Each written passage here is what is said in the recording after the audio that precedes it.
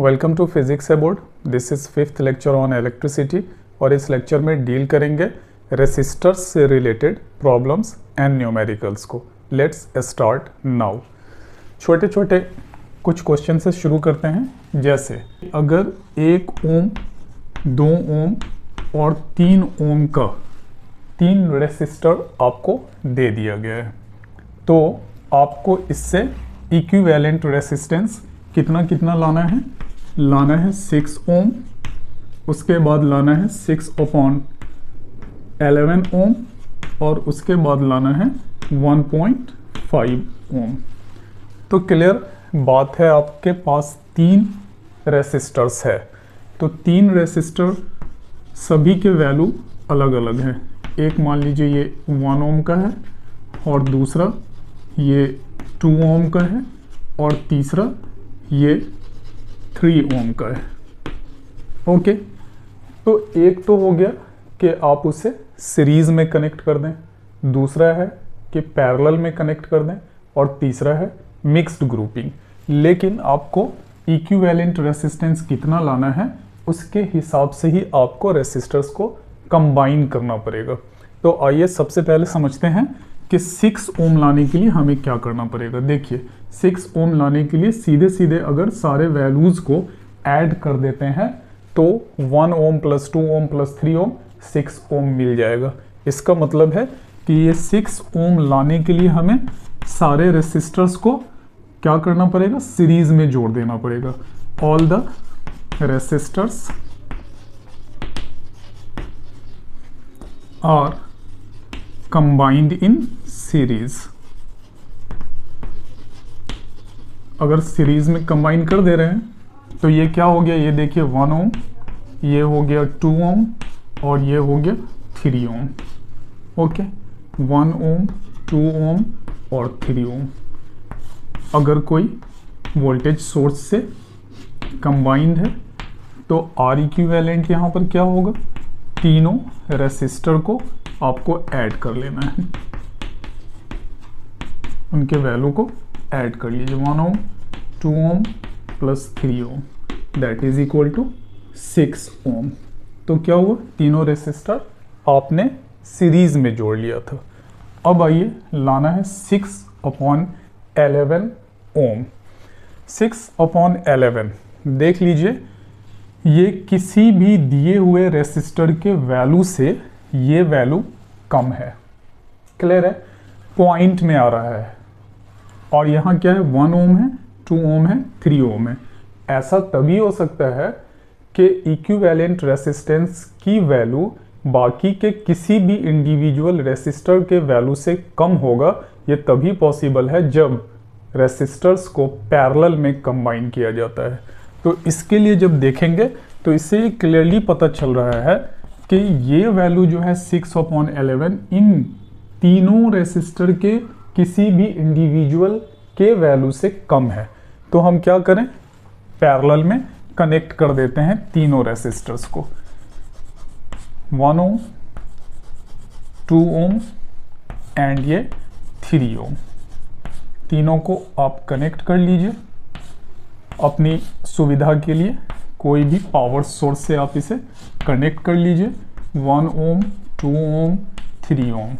Okay, अब equivalent resistance निकालने के लिए 1/R1 plus 1/R2 plus 1/R3 कितना आ गया, 1/1 ओम। तो हम 1 ही लेते हैं इसको। 1/2 प्लस 1/3, 3 and 2 का एलसीएम 6, यहाँ 6 हो गया और ये हो गया 3 और ये हो गया 2। इन तीनों को ऐड कर लीजिए, ये आ गया 11/6।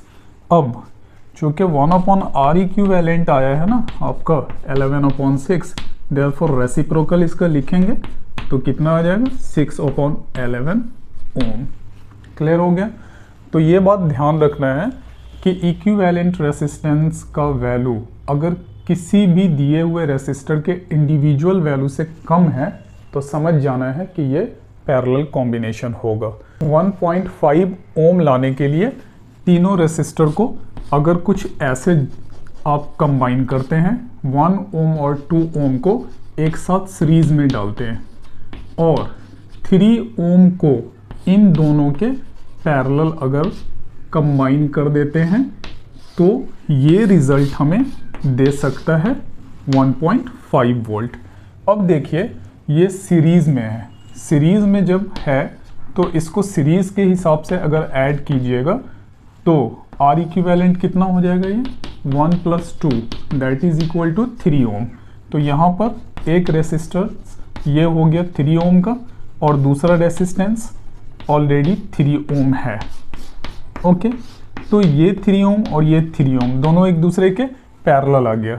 अब यहाँ से पैरेलल के लिए R इक्विवेलेंट आपको एक फॉर्मूला पता है, जब दो रेसिस्टर्स आपस में पैरेलल में हो तो R1 × R2 divided by R1 + R2 कितना है, दोनों 3 ओम का ही है। देयरफॉर 3 × 3 डिवाइडेड बाई 3 + 3 कितना आ गया, ये 9 डिवाइडेड बाई 6 डिवाइड कर लीजिए 1.5 ओम।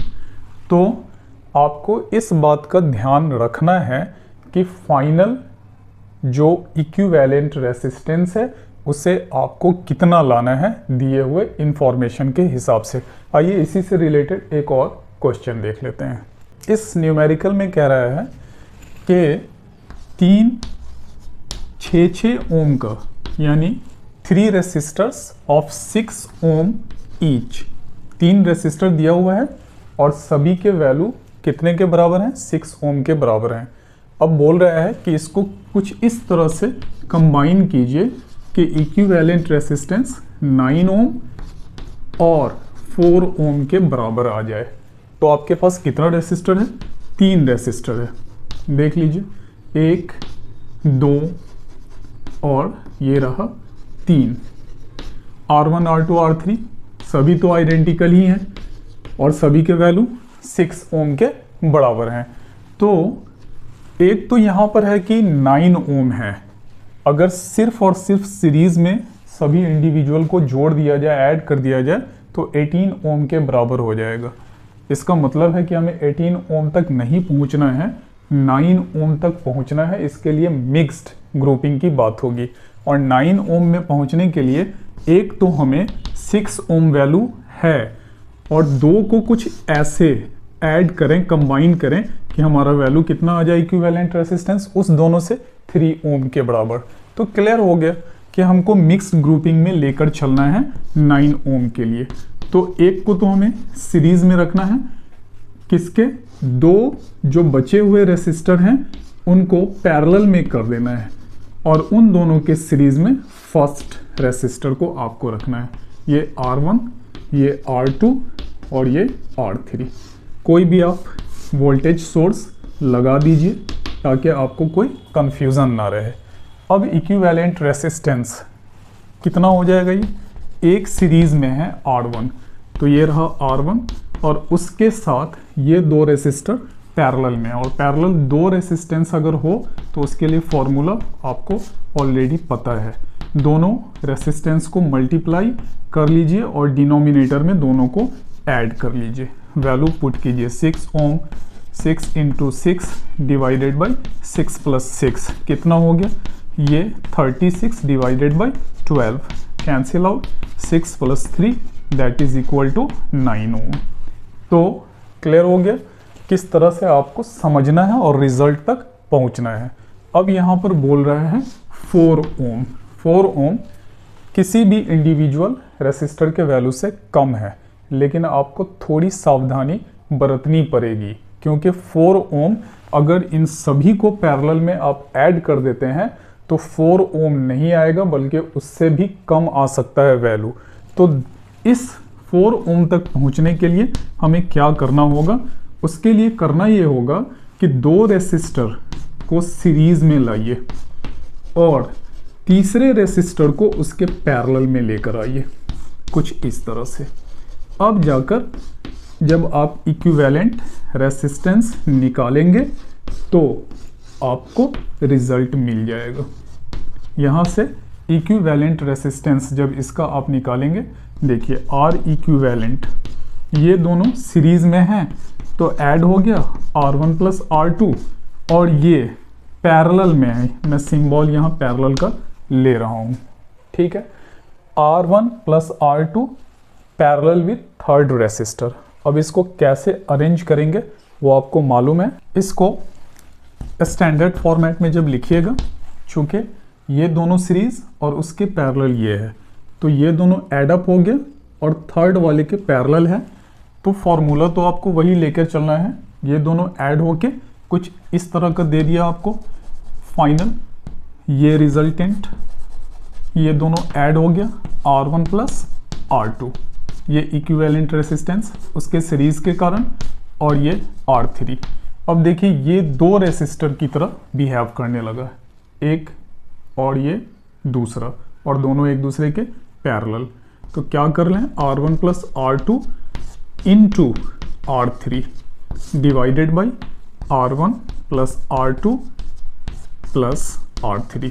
जैसे दो रेसिस्टर्स के लिए करते थे, ठीक वैसे ही इस अरेंजमेंट के लिए, ये जो दूसरा वाला अरेंजमेंट है उसके लिए। अब वैल्यू डाल दीजिए, कितना हो गया 6 plus 6 into 6 divided by 6 plus 6 plus 6, सारे identical resistors of 6 ohm each. कितना हो गया 12 इंटू 6, और यहाँ तीनों ऐड होने पे 18, ये 72 divided by 18, 4 times cancel out, final equivalent resistance 4 ohm के बराबर। सिर्फ आपको ये सतर्कता बरतनी है कि रिजल्ट तक, इक्विवेलेंट रेसिस्टेंस के वैल्यू तक पहुंचने के लिए आपको कॉम्बिनेशन ऑफ रेसिस्टर्स को किस तरह से अरेंज करना है, सो दैट के आप रिजल्ट तक पहुंच जाएं। आइए देखते हैं नेक्स्ट क्वेश्चन। इस न्यूमेरिकल का क्वेश्चन कुछ इस तरह से है कि दो रेसिस्टर्स को, मान लेते हैं कि ये रेसिस्टर R1 है और दूसरा रेसिस्टर R2 है। दो रेसिस्टर्स को अगर सीरीज में जोड़ा जाता है तो उसका इक्विवेलेंट रेसिस्टेंस का जो वैल्यू है 9 ओम आता है, और अगर इसी दोनों रेसिस्टर को पैरेलल में अगर जोड़ दिया जाता है, पैरेलल में कंबाइन कर दिया जाता है, तो इसका वैल्यू आ जाता है 2 ओम। ओके, तो बताना है आपको कि R1 एंड R2 का इंडिविजुअल वैल्यू क्या है। इस दोनों का इंडिविजुअल वैल्यू आपको बताना है। क्वेश्चन फिर से समझ लीजिए कि दो रेसिस्टर दिया हुआ है, अगर उसको सीरीज में जोड़ते हैं, कंबाइन करते हैं, तो उसका इक्विवेलेंट रेसिस्टेंस 9 ओम आता है, जबकि उस दोनों रेसिस्टर को अगर पैरेलल में कंबाइन करते हैं तो उसका इक्विवेलेंट रेसिस्टेंस 2 ओम आ जाता है। तो आपको ये बताना है कि individual R1 and R2 resistance का वैल्यू, रेसिस्टर्स का वैल्यू कितने के बराबर है। क्लियर है, इसमें कुछ नहीं करना है, थोड़ा सा आपको ये समझकर चलना है कि सीरीज में अगर ऐड किया हुआ है दोनों रेसिस्टर को, ओके, सीरीज में ऐड किया हुआ है, तो इक्विवेलेंट रेसिस्टेंस कितना है। सीरीज में जब लिखते हैं इक्विवेलेंट रेसिस्टेंस, इस बार इक्विवेलेंट नहीं लिख के S फॉर सीरीज यूज कर रहे हैं, तो ये कितना हो जाएगा R1 प्लस R2, जो कितने के इक्वल दिया हुआ है 9 ओम के। और अगर इस दोनों रेसिस्टर को पैरेलल में ऐड कर लिया जाए, ये रहा पैरेलल का कॉम्बिनेशन का स्ट्रक्चर, अगर इसको पैरेलल में ऐड कर दिए ये R1 और R2, तो R पैरेलल, पैरेलल के लिए क्या लिखते हैं formula, R1 into R2 divided by R1 plus R2, और वो वैल्यू कितने के बराबर है 2 ओम के बराबर है। तो यहाँ सीरीज का फॉर्मूला इक्विवेलेंट का आपने लगाया, और यहाँ पैरेलल के इक्विवेलेंट का फॉर्मूला लगा लिया, इक्विवेलेंट रेसिस्टेंस का फॉर्मूला। अब आपके पास दो इक्वेशन है, ये इक्वेशन नंबर 1 और ये इक्वेशन नंबर 2। यहाँ से देखिए R1 प्लस R2 ऑलरेडी आपके पास गिवन है सीरीज के थ्रू, तो अगर यहाँ पर R1 प्लस R2 का वैल्यू पुट कर दें, R1 इंटू R2, और ये R1 प्लस R2 का वैल्यू कितना है 9 ओम के बराबर, तो ये कितना हो गया, अगर इस वैल्यू को निकाल कर लिख लें तो ये आ जाएगा R1 into R2 is equal to 9 ohm and 2 ohm, that is 18 square ohm. इस वैल्यू को ध्यान रखिए, ये इक्वेशन नंबर 3। एक तो ऑलरेडी आपके पास गिवन है R1 plus R2 that is 9 ओम, और R1 इंटू R2 आपने निकाल लिया है 18 स्क्वायर ओम। अगर हमें R1 माइनस R2 पता चल जाए तो R1 एंड R2 की इंडिविजुअल वैल्यू हम आसानी से कैलकुलेट कर सकते हैं। इसके लिए रेसिस्टेंस के किसी फॉर्मूला की ज़रूरत नहीं है, बल्कि अलजेब्रिक फॉर्मूला की हमें ज़रूरत पड़ेगी। R1 प्लस R2 दिया हुआ है, आपको याद होगा अपने अलजेब्रा की बुक से a minus B whole square is equal to a plus B whole square minus 4ab, यही आपका फॉर्मूला होता है। तो R1 minus R2 whole square is equal to R1 plus R2 whole square minus 4R1 R2। R1 plus R2 ये value आपका दिया हुआ है 9 ohm whole square minus 4 into R1 R2 18 ohm square. Okay, कितना हो गया 81 स्क्वायर ओम माइनस 72 स्क्वायर ओम। Subtract कर लीजिए 9 स्क्वायर ओम R1 माइनस R2 का होल स्क्वायर। ओके, अब स्क्वायर टर्म्स को ख़त्म कीजिए। R1 minus R2 is equal to कितना आ जाएगा 3 ओम। Equation number 4। अब आपके पास ऑलरेडी ये है R1 प्लस R2 9 ओम, R1 माइनस R2 3 ओम। अब इस दोनों इक्वेशन को जब आप सॉल्व कर लेंगे तो आपको R1 एंड R2 की इंडिविजुअल वैल्यू पता चल जाएगी। आइए फ्रॉम इक्वेशन 1 एंड 4 कितना है R1 plus R2 is equal to 9 ohm and R1 minus R2 is equal to 3 ohm. Add कर लीजिए, ये और ये क्या हुआ, कैंसिल आउट हो गया। 2R1 is equal to 12 ohm, therefore R1 is equal to 6 ohm. और अगर R1 6 ओम मालूम हो गया है आपको तो देख लीजिए सीरीज में ऐड होता है, ये 9 ओम के इक्वल है। R1 अगर उसमें से 6 ओम है तो R2 कितना हो जाएगा 6 ohm plus R2 is equal to 9 ohm from equation 1। Therefore R2 is equal to 9 ohm minus 6 ohm that is equal to 3 ohm. So कितना आ गया R1, ये आ गया 6 ओम और R2 कितना आ गया 3 ओम। सो पैरेलल और सीरीज दोनों का फॉर्मूला और साथ में एक अलजेब्रिक फॉर्मूला आपको यूज करना पड़ा, तब जाके आपका ये रिजल्ट आ गया। बढ़ते हैं, लेते हैं नेक्स्ट क्वेश्चन। इस क्वेश्चन में अलग अलग रेसिस्टर्स को कुछ इस तरह से कंबाइन किया गया है।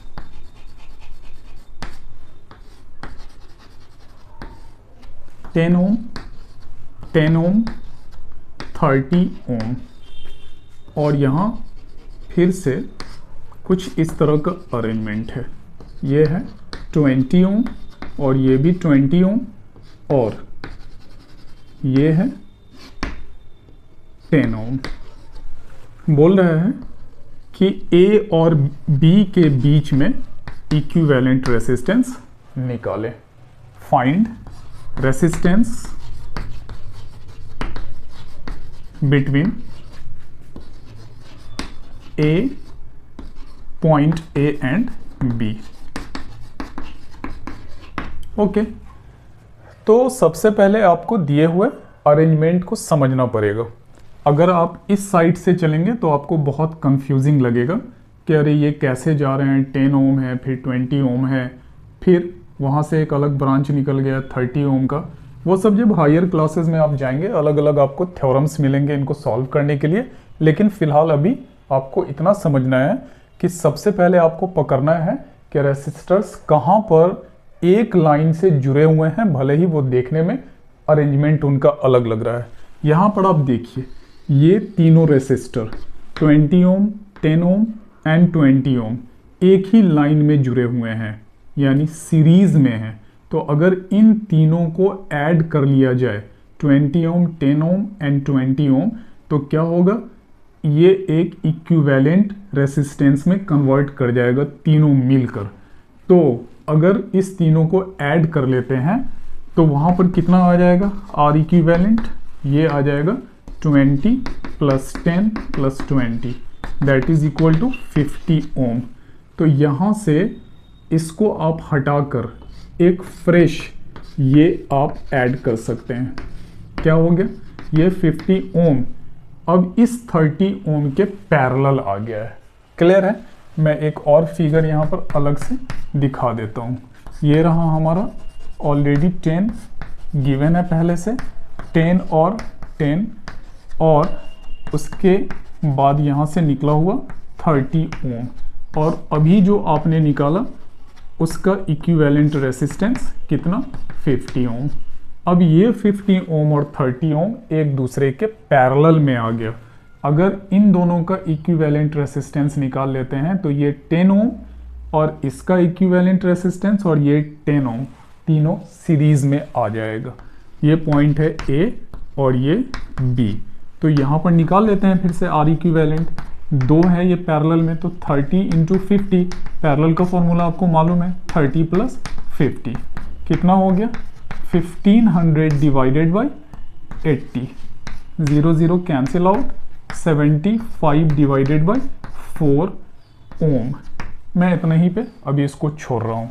अब ये फिर से फिगर बना लीजिए, कितना आ गया, ये ऑलरेडी गिवन है ये 10 ओम, और ये आ गया हमारा 75/4 ओम, और ये फिर से 10 ओम ऑलरेडी गिवन है ये, और ये पॉइंट A और ये B। अब देखिए सीरीज में आ गया तीनों, therefore RAB resistance between point A and B 10 ohm plus 75/4 ohm plus 10 ohm. Add कर लीजिए ये और ये 20 ओम हो गया, और ये हो गया 75/4 ओम।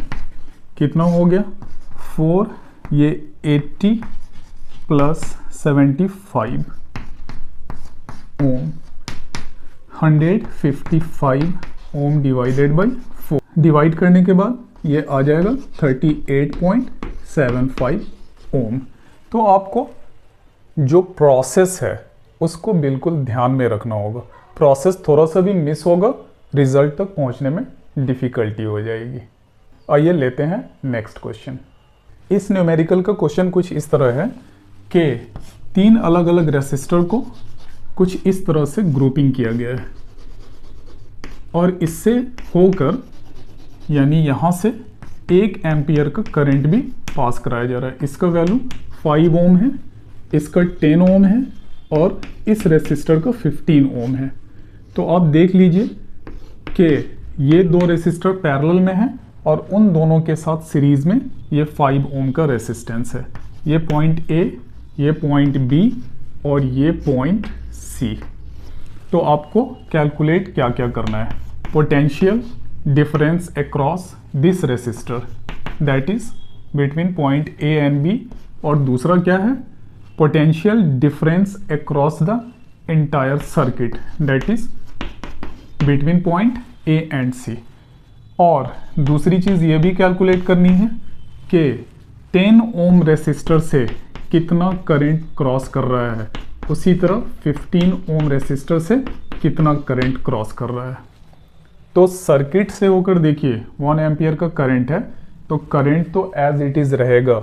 यहाँ पर जाकर वो भले ही डिस्ट्रीब्यूट हो जाएगा I1 और I2 में, लेकिन फिर यहाँ आकर तो फिर से 1 एम्पियर हो जाएगा। इसका मतलब है कि करंट थ्रू द सर्किट आपको पता है ये चेंज होने वाला नहीं है।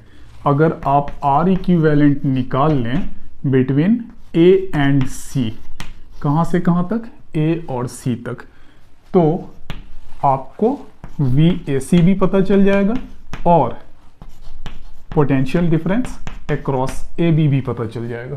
सबसे पहले इस इक्विवेलेंट रेसिस्टेंस को कैलकुलेट कर लीजिए। RAC ये हुआ 5 ओम, और इसके साथ ये 10 ओम और 15 ओम पैरेलल में है, लेकिन इसके साथ ये दोनों इक्विवेलेंट रेसिस्टेंस अगर निकाल लेते हैं तो सीरीज में आ जाएगा। तो प्लस, और ये पैरेलल में है तो 10 into 15 divided by 10 plus 15 ohm. Okay, तो 5 ओम अब 150 डिवाइडेड बाई 25 ओम कितना हो गया? 5 ohm plus 6 ohm, how much it is? 11 ohm. तो ये आपको मालूम हो गया equivalent resistance between this point to that, यानी एंटायर सर्किट। कितना आ गया? ये 11 ओम आ गया। ओम्स लॉ से आपको मालूम है, ओम्स लॉ से क्या मालूम है आपको? V is equal to I R. तो V between A and C is equal to I, तो 1 एम्पियर ही रहेगा, और ये R इक्विवेलेंट RAC कितना हो गया? 1 ampere multiplied by 11 ohm, that is equal to 11 volt. जब हमें पॉइंट A और B के बीच में पोटेंशियल डिफरेंस निकालना था तो ओम्स लॉ से हमें मालूम है V is equal to I R. किसके किसके बीच में? A और B के बीच में। I कितना है? 1 एम्पियर है, और ये कितना है? 5 ओम के बराबर, that is equal to 5 volt. 5 into 1 that is equal to 5 volt. तो ये दोनों चीज़ आपके पास निकल कर आ गई।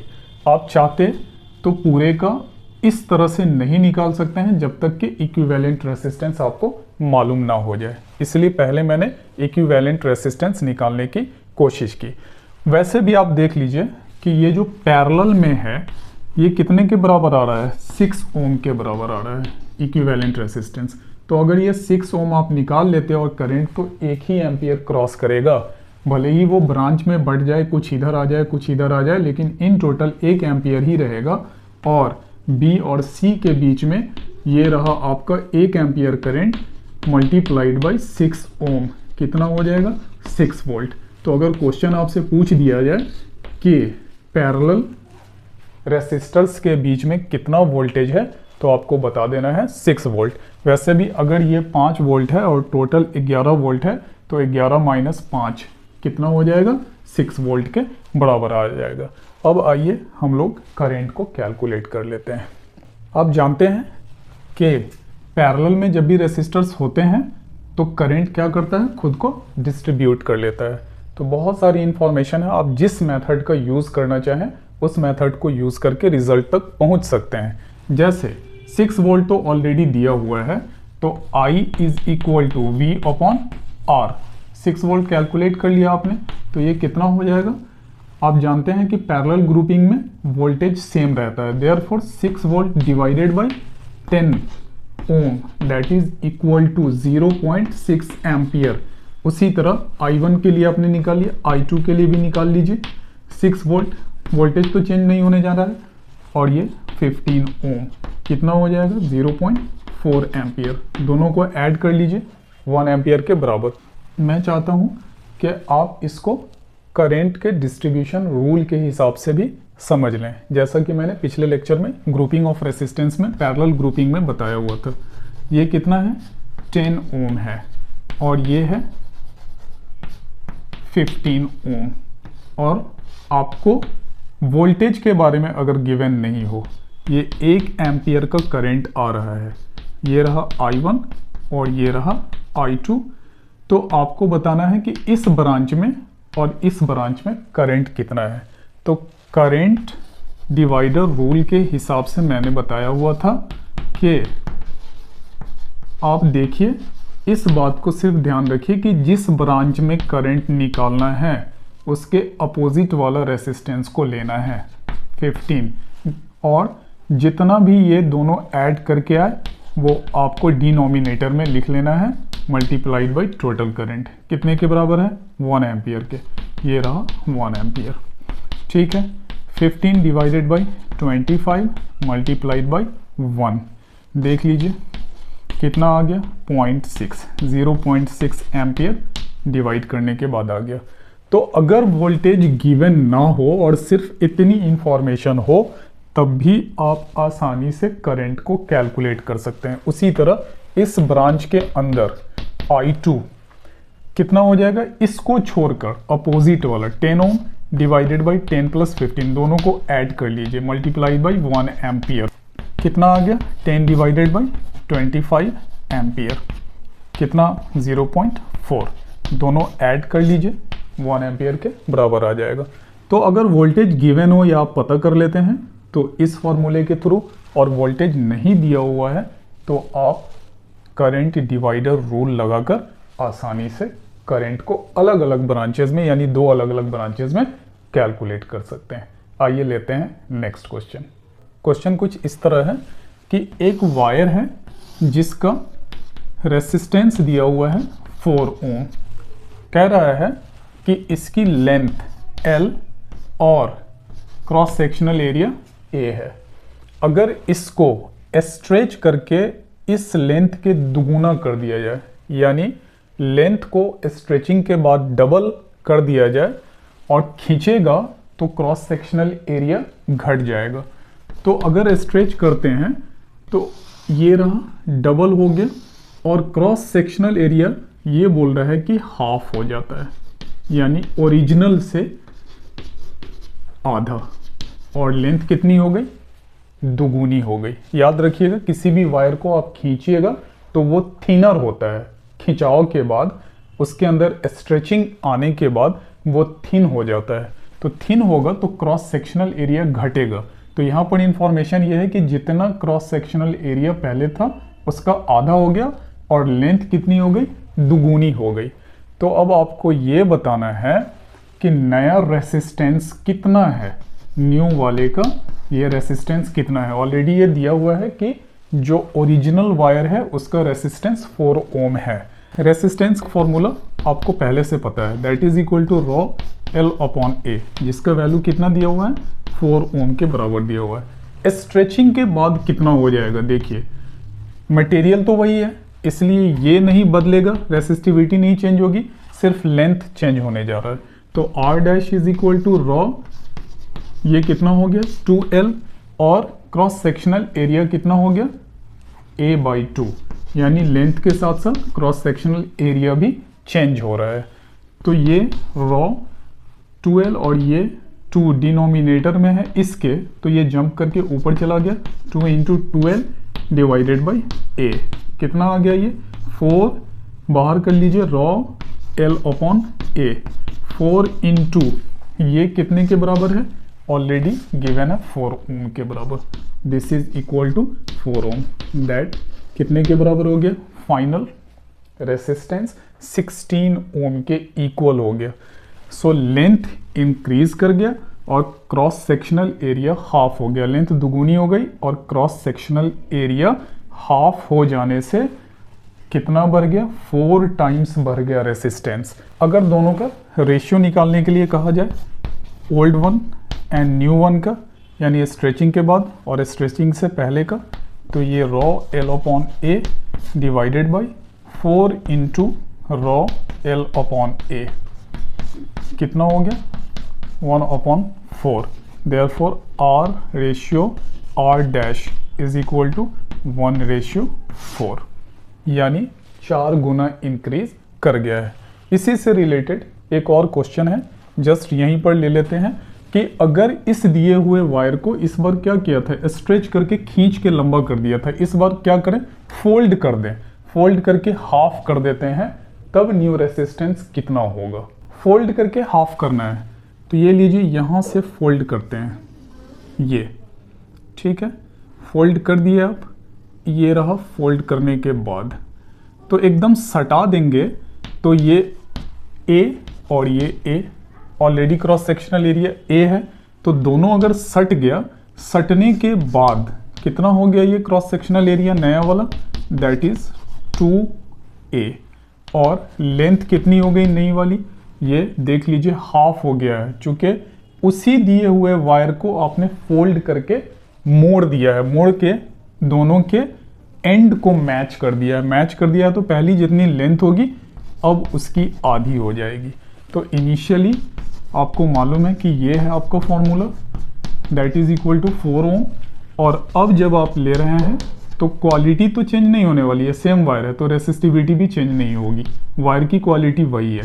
तो L dash divided by A dash, कितना हो गया एल डैश, एल अपॉन 2, और ए डैश कितना है 2a, कितना 1/4 एल इंटू ए, 1/4 को बाहर ले लीजिए, ये rho L A that is equal to 1/4 into 4 ohm. देखिए ये कितने के बराबर है, 4 ओम के बराबर है। कैंसिल आउट, कितने के बराबर हो गया 1 ओम के बराबर। सो अगर लेंथ घटा देते हैं, क्रॉस सेक्शनल एरिया इंक्रीज कर देते हैं, रेसिस्टेंस फाइनल डिक्रीज कर जाता है। अगर दोनों के बीच का रेशियो अगर आपको निकालना होता, आर अपॉन आर डैश, ये कितना रॉ एल अपॉन ए, और ये कितना 1/4 rho L upon A, cancel out हो गया, ये 4 ऊपर चला गया, therefore R ratio R dash is equal to 4:1 आ गया ये। सो इस तरह के बहुत सारे और भी न्यूमेरिकल्स और क्वेश्चन होंगे, लेकिन इस लेक्चर में इतना ही। फिनिश करते हैं इस लेक्चर को यहीं पर, मिलेंगे फिर नेक्स्ट लेक्चर में कुछ और न्यूमेरिकल्स और क्वेश्चन के साथ। Till then have a nice time, best of luck, thanks a lot.